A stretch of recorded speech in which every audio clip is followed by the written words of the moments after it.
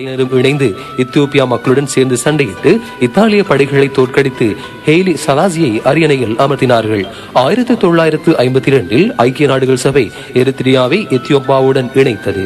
1962 இரண்டும் இணைந்ததாய் பெரிய எத்தியோப்பியா என்ற நாடு உருவானது.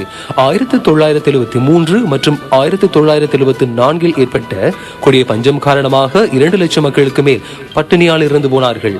1974 செப்டம்பர் மாதத்தில் ராணுவ புரட்சி ஏற்பட்டு ஹெய்லி சலாசி பதவி நீக்கம் செய்யப்பட்டு ராணுவ தளபதி ட்ரெபரி ஃபெண்டி என்பவர் அதிபரானார். அதைத் தொடர்ந்து அரசமைப்பு சட்டம் முடக்கப்பட்டது. எத்தியோப்பியா சமதர்ம நாடாக அறிவிக்கப்பட்டது. தற்காலிக ராணுவ ஆட்சி குழு அமைக்கப்பட்டு நிர்வாகம் நடைபெற்றது. இந்த குழு டர்க் என்று அழைக்கப்பட்டது. சிறையில் வைக்கப்பட்டிருந்த மன்னர் ஹெய்லி சலாசி 1975 இருந்து போனார். இராணுவ தளபதி ஃபெண்டியும் 1977 கொல்லப்பட்டார். 1990 எத்தியோப்பியாவுக்கும் எரித்ரியாவுக்கும் எல்லை தகராறு எழுந்தது. முழு அளவிலான போராக இந்த பிரச்சனை வெடித்தது. 2000ஆம் ஆண்டில் இரு நாடுகளும் உடன்பாட்டுக்கு வந்து அமைதிக்கான ஒப்பந்தம் ஒன்றில் கைச்சாத்திட்டன. கிழக்கு ஆப்பிரிக்க நாடான எத்தியோப்பியா 11,07,127 சதுர கிலோமீட்டர் பரப்பளவை கொண்டது. தங்கம், பிளாட்டினம், செம்பு போன்ற உலக கனிவளங்கள் இங்கு உண்டு. இயற்கை வாயு, நீர்மின் வளம் உற்பத்தி பொருட்களாக காணப்படுகின்றன. அரபி, ஆங்கிலம் உட்பட பலதரப்பட்ட மொழிகள் இங்கு எத்தியோப்பியாவில் பேசப்படுகின்றன. 43% மக்கள் படிப்பறிவு பெற்றவர்கள். அதிபராக கிருமா ஒர்க்லோஜிஸ், பிரதமராக மெலிஸ் ஜெனவி ஆகியோர் அதிகாரத்தில் இருக்கிறார்கள். மக்களில் பாதிக்கு மேல் வறுமை கோட்டுக்குள் கீழ் உள்ளவர்கள். இந்த நாட்டில் ரயில் பாதை 1 கிலோமீட்டர் தூரத்துக்கு மாத்திரமே இருப்பதும் குறிப்பிடத்தக்கது. 34,000 கிலோமீட்டர் தூரம் மட்டுமே சாலைகள் போடப்பட்டுள்ளன. 4.5 லட்சம் தொலைபேசிகள் மட்டுமே இந்த நாட்டிலே இருக்கின்றன. மத்திய கிழக்கின் செல்வ செழிப்பு மிக்க இஸ்லாமிய நாடுகளின் கண்களில் எத்தியோப்பியாவின் வறுமை கண்டுகொள்ளப்படாதது வேதனை.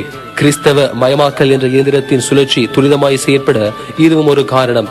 கண்டுகொள்ளப்படாத எத்தியோப்பியா தமது வரலாற்று சின்னம் என்பதை நாம் நினைவிற்கொள்ள வேண்டும். முஸ்லிம் உலகின் அடுத்த அம்சம்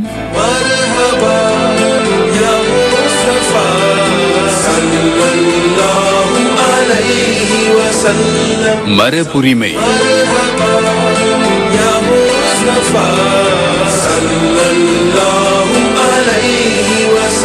இன்றைய மரபுரிமை இஸ்லாமிய வரலாற்றில் சாதனை நிகழ்த்திய வீரர் இமாம் ஷாமில் என்ற தலைப்பின் கீழ் ஆராய்கின்றது. வழங்குகின்றார் சக செய்தி ஆசிரியர் ஃபஸ்ஹான் ஏ நவாஸ்.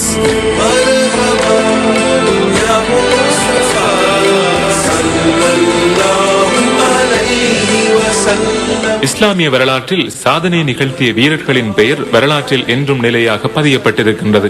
சில நேரங்களில் அவர்களை சமூகம் மறக்காவிட்டாலும் அவர்களது பெயர் வரலாற்றில் மறைந்திருக்கக்கூடும். காலனித்துவவாதிகளின் நடவடிக்கைகளுக்கு எதிர்ப்பு தெரிவித்து அவர்களுக்கு எதிரான போராட்டத்தை மேற்கொண்டவர்களின் பட்டியலில் இமாம் ஷாமில் அவர்கள் முக்கியமானவர்கள். 1797ஆம் ஆண்டு பிறந்த இமாம் ஷாமில் அவர்கள் ரஷ்யாவின் ஆக்கிரமிப்புக்கு எதிரான போராட்டத்தில் முனைப்புடன் செயற்பட்டார்கள். ரஷ்யாவில் 1797ஆம் ஆண்டு சிறிய கிராமத்தில் பிறந்த இமாம் ஷாமில் அவர்கள் அலி என்று அழைக்கப்பட்டார்கள். இமாம் அவர்கள் பிறந்த கால பகுதியில் ரஷ்யாவின் நில ஆக்கிரமிப்புகள் தொடர்ந்து இடம்பெற்றன.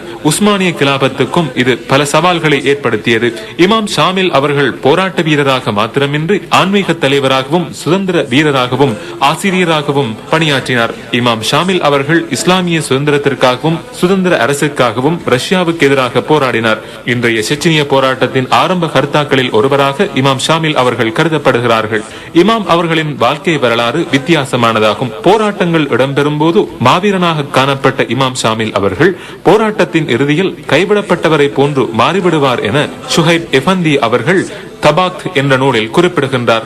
நபிகள் நாயகம் ஸல்லல்லாஹு அலைஹி வஸல்லம் அவர்களின் பின்னர் வந்த ஹலீஃபாக்கள் நடைமுறைப்படுத்திய இஸ்லாமிய ஆட்சியை தொடர ஆட்சியாளர்களுக்கு சந்தர்ப்பம் கிடைக்கவில்லை. இமாம் ஷாமில் அவர்கள் தமது சொந்த இடத்தில், அதாவது ரஷ்யாவில் 6வது கிலாபத் ஆட்சியை நிறுவினார் என்று ஷேக் ஷுஹைப் எஃபந்தி அவர்கள் கூறுகின்றார். உமர் பின் அப்துல் அசீஸ் ரஹிமஹுல்லா அவர்களின் ஆட்சிக்கு பின்னர் இஸ்லாமிய ஷரியா நடைமுறைகளை பின்பற்றி ஆட்சி செய்த ஒருவர் என்ற பெருமை இமாம் ஷாமிலை சாரும் என்று அவர் கூறுகின்றார். இதேவேளை இமாம் அவர்களின் தனிப்பட்ட வாழ்வியல் பண்புகளும் நபிகள் நாயகம் ஸல்லல்லாஹு அலைஹி வஸல்லம் அவர்களை ஒத்ததாக அமைந்தது. பாரம்பரிய இஸ்லாமிய அறிவு தொடர்பில் ஆழமான அறிவு இமாமுக்கு இருந்தது. ஷேக் இஸ்மாயில் குருந்துப்ரி இருந்து கிடைத்த ஆழமான அறிவு இமாம் அவர்களுக்கு கிடைத்தது. இமாம் ஷாமில் அவர்கள் லக்ஷபந்தியா தரீகாவின் தலைவர்களில் ஒருவராகவும் பணியாற்றினார். இந்த ஒழுக்கமிக்க நடைமுறைகள் சிறந்த மாணவர் குழாம் ஒன்றை உருவாக்குவதற்கு அடித்தளமிட்டன. ரஷ்ய எதிர்ப்புக்கு எதிராக போராட்டத்தில் ஈடுபட்டிருந்தாலும் கல்வியை தொடரும் ஆர்வம் அவர்களை விட்டு நீங்கவில்லை. 25 வருடங்களாக போராட்டத்தில் ஈடுபட்டிருந்த வேளையில் முத்தல்லிம் என்று அழைக்கப்படும் தனது மாணவர்களை கண்காணிப்பதில் அவர் விடுபடவில்லை. பைத்துல் மால் என்று அழைக்கப்படும் பொது நிதியத்திலிருந்து கல்வியை பெறுவதற்காக கூடுதலான நிதியை இமாம் ஷாமில் அவர்கள் பாரி வழங்கினார்கள். நிலையான அறிவை மாணவர்களுக்கு வழங்குவது இமாம் அவர்களின் ஒரே நோக்கமாக இருந்தது. ஒவ்வொரு முஸ்லிம் கிராமத்திலும் இமாம் ஷாமில் அவர்கள் மதரசாக்களை நிர்மாணித்தார்கள். மாணவர்களுக்கு பல்வேறு துறைசார் அறிவுகளை பெற்றுக்கொள்ளும் வாய்ப்பு இதன் மூலம் கிடைத்தது. தக்கிஸ்தான் என்று அழைக்கப்படும் பிரதேசம் கல்வியினால் கூடிய வளர்ச்சி கண்டிருந்தது. இமாம் ஷாமில் அவர்களை பொறுத்தவரைக்கும் முஸ்லிம் அல்லாதோருடன் மிக நெருக்கமாக பழகியுள்ளார். இமாம் ஷாமிலின் நடவடிக்கைகள் நபிகள் நாயகம் ஸல்லல்லாஹு அலைஹி வஸல்லம் அவர்களை ஒத்திருந்தது என பேராசிரியர் சயீத் ரமதான் பூத்தி அவர்கள் கூறுகிறார். பேராசிரியர் சயீத் ரமதான் பூத்தி அவர்கள் எழுதிய ஜிஹாத் ஃபில் இஸ்லாம் என்ற நூலில் இமாம் ஷாமில் அவர்கள் முஸ்லிம் அல்லாதோருடன் நடந்து கொண்ட முறை பற்றி சிறப்பாக குறிப்பிடப்பட்டிருக்கின்றது. போர் விதிமுறைகள் பற்றி 20ஆம் நூற்றாண்டின் முதல் பகுதியில் கவனம் செலுத்தப்பட்டது. போர்க்களத்தில் நடந்து கொள்ள வேண்டிய முறைகள், யுத்த தர்மங்கள் என்பன பற்றி அறிவுரை வழங்குவதை இமாம் அவர்கள் தொடர்ந்தும் வழக்கப்படுத்திக் கொண்டிருந்தார்கள். சிறை கைதிகளுக்கு கூட தமது சொந்த மதத்தை பின்பற்றும் உரிமை வழங்கப்பட்டிருந்தது. இமாம் ஷாமில் அவர்களின் நீதியான ஆட்சியை பற்றி அறிந்த முஸ்லிம் அல்லாதோர்கள் கூட அவரது படையில் இணைந்து கொண்டார்கள். 2 மதகுருமார்களும் இமாம் ஷாமில் அவர்களுடன் இணைந்து அவருக்கு ஆதரவு வழங்கி வந்தார்கள். உலக நாடுகளுக்கு எல்லாம் வல்லரசாக இருந்து வந்த ரஷ்யாவுக்கு இமாம் அவர்களை தோற்கடிக்க முடியாமல் போனமை அதிசயமாக இருந்தது. வரலாற்றில் முதல் தடவையாக கெரில்லா போர் முறைமையை அறிமுகப்படுத்திய பெருமை இமாம் ஷாமில் அவர்களை சாரும். மாவீரன் நெப்போலியனை அழிப்பதற்காக அனுப்பிய படையை விட மிகப்பெரிய படைகளை ரஷ்யா 2 தடவைகள் அனுப்பினாலும் இமாம் ஷாமில் அவர்களின் மிகச்சிறிய படையை அவர்களால் தோற்கடிக்க முடியவில்லை. இமாம் ஷாமில் அவர்களை போன்ற சிறந்த படைத்தளபதியை உலக வரலாற்றில் தான் காணவில்லை என்று எழுத்தாளரும் துருக்கியின் வரலாற்று ஆசிரியருமான அல்பி யாசர் அவர்கள் தெரிவித்திருக்கின்றார். மாவீரன் நெப்போலியன் கரியாக இருந்தால் இமாம் ஷாமில் அவர்கள் நெருப்பாக மாறிவிடுவார்கள் என யசார் அவர்கள் குறிப்பிடுகின்றார். ரஷ்ய ராணுவ தளபதிகளும் இமாம் அவர்களின் யுத்த தந்திரங்களால் ஈர்க்கப்பட்டிருந்தார்கள். குறைவான வளங்களை கொண்டு பாரிய யுத்தத்தை வெற்றி கொள்ளும் வல்லமை ரஷ்ய தரப்புக்கு பாரிய பிரச்சனையை ஏற்படுத்தியது. ரஷ்ய படையினருக்கும் இமாம் ஷாமில் அவர்களின் தரப்பினருக்கும் இடையில் இடம்பெற்ற போராட்டத்தில் ரஷ்ய படையைச் சேர்ந்த 33,000 வீரர்கள் கொல்லப்பட்டார்கள். ஆனால் இமாம் ஷாமில் அவர்களின் 300 முரீதுகள் மாத்திரமே போராட்டத்தின் போது உயிரிழந்தார்கள் என்று வரலாற்று குறிப்புகள் கூறுகின்றன. இமாம் ஷாமில் அவர்களுடனான போராட்டத்தில் ஆயிரக்கணக்கான ரஷ்யர்கள் பங்கு பெற்றினாலும் சில நேரங்களில் மிக சொற்பமான தொகையினரே உயிருடன் திரும்புவார்கள். சில வேளைகளில் யுத்தத்தில் தோல்வியடைந்த ரஷ்ய தலைவர்கள் 2 படை வீரர்களுடன் மாத்திரமே சொந்த நாட்டுக்கு திரும்பினார்கள் என்று வரலாற்று குறிப்புகள் கூறுகின்றன. இஸ்லாமிய வரலாற்றில் சாதனை நிகழ்த்திய வீரர் இமாம் ஷாமில் என்ற தலைப்பின் கீழ் இடம்பெற்ற மரபுரிமையின் தொடர்ச்சியினை நேயர்கள் அடுத்த வாரம் எதிர்பாருங்கள். இத்துடன் இந்த வார முஸ்லிம் உலகம் நிகழ்ச்சி நிறைவு பெறுகிறது. மீண்டும் இன்ஷா அல்லாஹ் அடுத்த வாரம் சனிக்கிழமை இதே நேரம் இதே அலைவரிசைகளில் முஸ்லிம் உலகம் நிகழ்ச்சியை எதிர்பாருங்கள். முஸ்லிம் உலகம் நிகழ்ச்சியை Facebook சமூக வலைதளம் மூலமாகவும் தொடரலாம். முகவரி www.muslimulegam.com. நிகழ்ச்சி பற்றிய உங்கள் விமர்சனங்களையும் எங்களுக்கு அஞ்சல் செய்யலாம். அனுப்ப வேண்டிய முகவரி முஸ்லிம் உலகம், தயாரிப்பாளர் இலங்கை ஒலிபரப்பு கூட்டுத்தாபனம், தபால் பெட்டி எண் 574, கொழும்பு. நிகழ்ச்சியை செவிமடுத்த உங்கள் அனைவருக்கும் அஸ்ஸலாமு அலைக்கும் வரஹ்மத்துல்லாஹி வபரகாத்துஹு.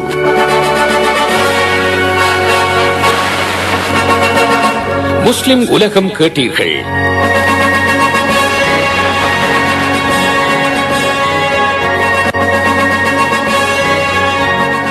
தொகுத்து வழங்கியவர் ஃபஸ்ஹான் நவாஸ்.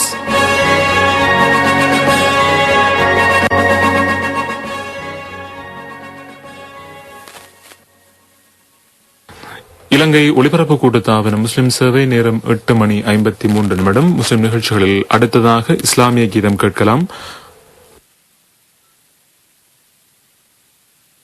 அபுல் பரகாத் பாடி இஸ்லாமிய கீதம் ஒளிபரப்பாகிறது.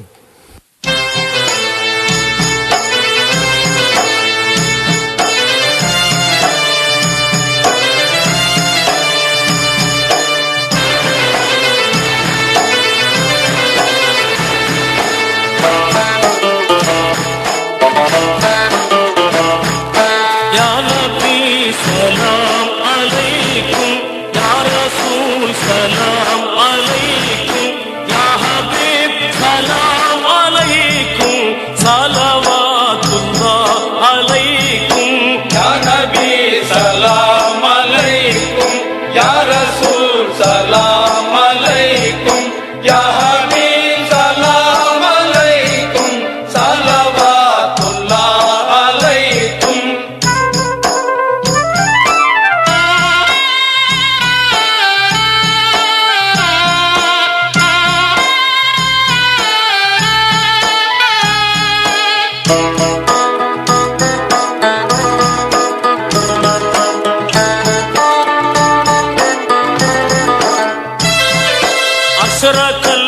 والبدر علينا فاهتفت منه البدور مثل حسنك ما رأينا قط يا وجه سروري يا نبي سلام عليكم يا رسول سلام عليكم يا حبيب سلام عليكم صلوات الله عليكم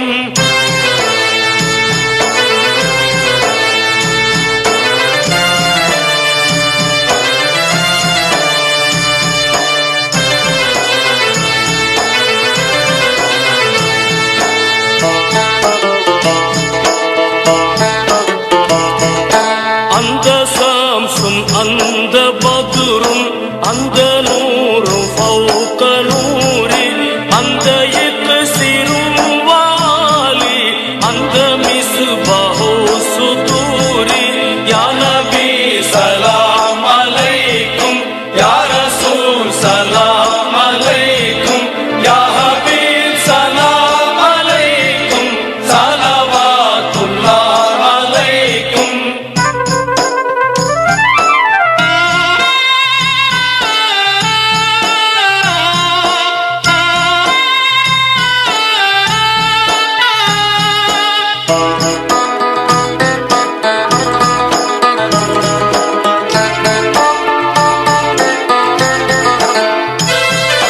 يا حبيبي يا محمد يا عروس الحافقين يا مؤيد يا مماجد يا إمام القبلتين يا نبي سلام عليكم يا رسول سلام عليكم يا حبيب سلام عليكم صلوات الله. நேர்கள் இதுவரை இஸ்லாமிய கீதம் கேட்டீர்கள். அபுல் பர்காத் பாடியது. இலங்கை ஒலிபரப்பு கூட்டுத்தாபனம் முஸ்லிம் சேவை நேரம் 8:56 முஸ்லிம் நிகழ்ச்சிகள்